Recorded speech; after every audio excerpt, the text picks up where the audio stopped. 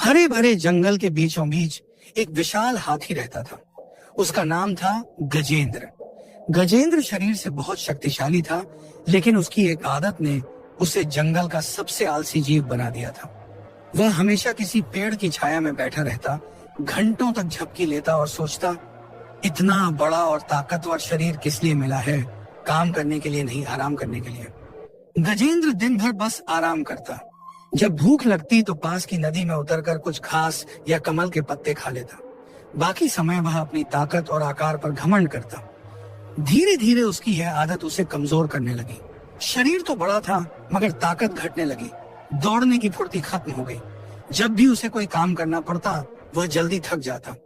एक दिन जंगल में अकाल पड़ा, पानी सूखने लगा और भोजन की कमी हो गई। सभी जानवर इधर उधर दौड़ भागकर अपने लिए भोजन जुटाने लगे। कोई गड्ढा खोदकर पानी निकाल रहा था, कोई दूर तक जाकर फल ढूंढ रहा था।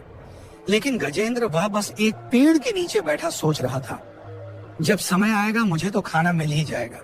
आखिर मैं सबसे बड़ा और ताकतवर हूँ। दिन बीते, भोजन और पानी मिलना बंद हो गया।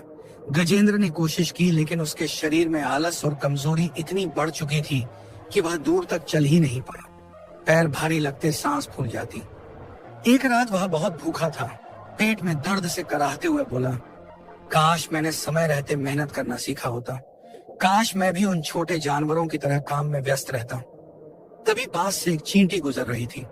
उसने गजेंद्र को कराहते देखा और हंसते हुए बोली, इतना बड़ा शरीर है लेकिन काम करने की आदत नहीं। देखो, हमें छोटे हैं लेकिन कभी खाली नहीं बैठते। मेहनत ही हमें जिंदा रखती है। गजेंद्र चींटी की बात सुनकर गहरी सोच में पड़ गया।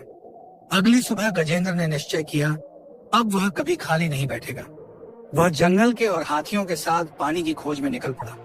पहले तो उसके पैर कांपते थे, जल्दी थक जाता था, मगर धीरे धीरे उसकी ताकत लौटने लगी।